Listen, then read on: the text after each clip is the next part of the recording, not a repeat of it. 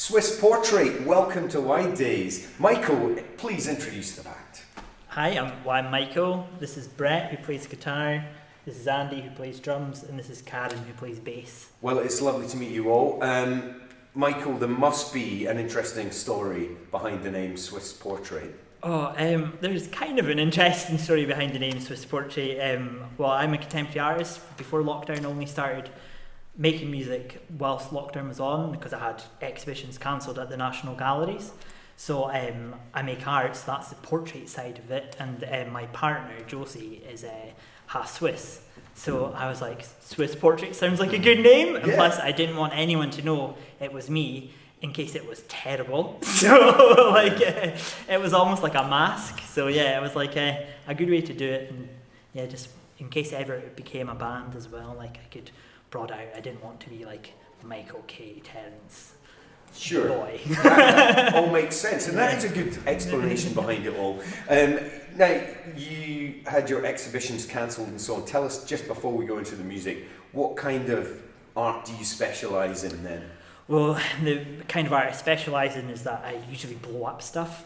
I make short videos and I make bombs and I make paint bombs and things like that. One time, whilst I was at art school, I had my internet and blocked and I was put on a watch list because I downloaded the Arsonist cookbook and started making explosions and it was part of my degree, and I was like, because I was at art school, you're in this bubble and you forget that that's like a bad thing to do because you forget that real life exists when you're at art school and stuff like that, and you just don't comprehend what's good and bad sometimes with making bombs, because that's not a good idea to do that.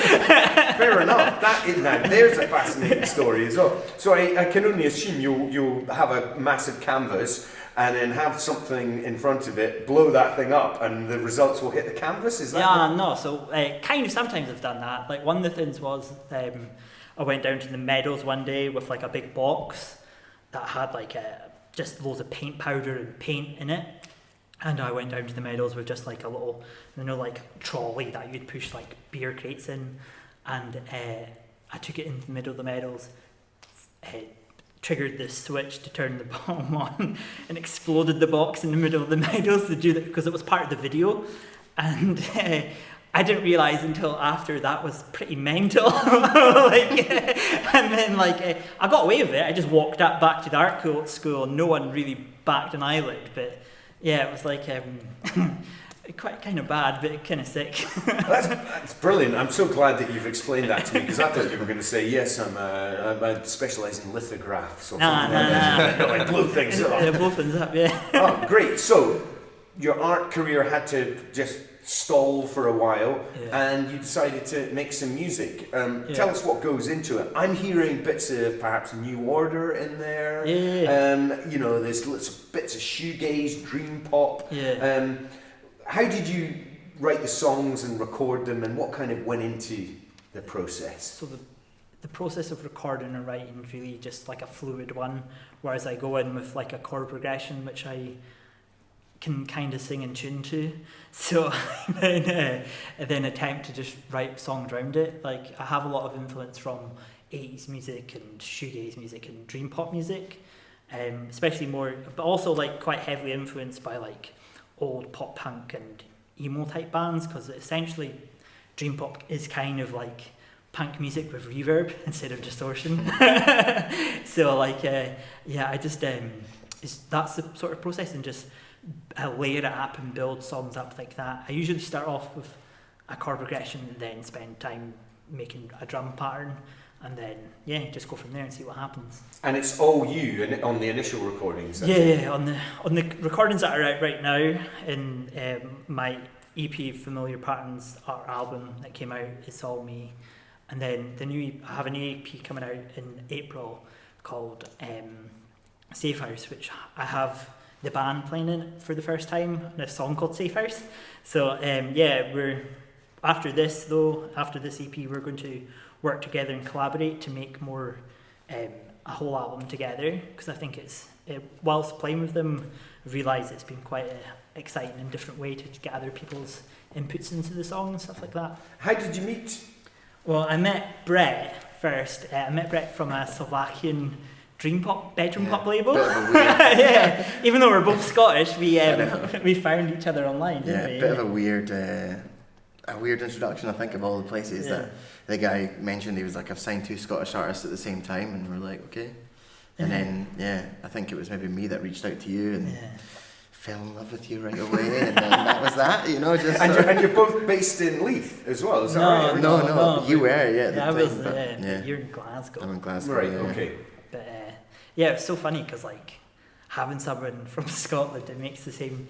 Specifically as well, like dream pop and like bedroom pop, there's not many people here that make that kind of music, so like having someone so close to you, that's like... It tends to be quite limited, really so, strange, but managed to, And then Brett introduced me to Andy and Karen, so... Known each other, me and Andy, for a while, for a long time actually, and then, at that point you were like needing other players, and I was like... The greatest guy I could think of was Andy, and then thankfully Andy was available, and then I met Karen as well, because again you needed a bass player, and I managed to like facilitate people for him, which just worked out like super well, and it's great. It's a great way it's worked out. Yeah, well that's great. So you've got these wonderful musicians to bring your compositions to life and now collaborate. What kind of thing are you looking to achieve from Widest, from being part of the conference? We want to build because we have a following online which is predominantly American based, and we want to build more of a fan base and things in Scotland and in Britain, and we want to learn how to go on tours and do gigs like that and play festivals, and just bring our and hopefully bring it to the next level so that we can possibly make it a job, because it'd be really good to do that. And but we want to take as much out of it as we possibly can. So you're looking to try and hook up with a live agent or a manager? All of the above. Just so that we can take the most out of it. We want to hopefully maybe meet a live agent, booking agents and things like that, so that we can play down south and other places in Scotland, because we've predominantly played in Inverness, Glasgow and Edinburgh, and we want to branch out a wee bit more.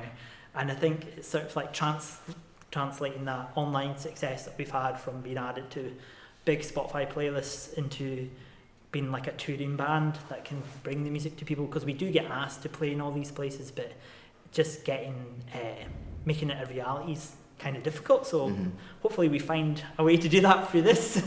You mentioned streaming and playlists and so on. You've had quite a lot of success through those channels. How does that happen?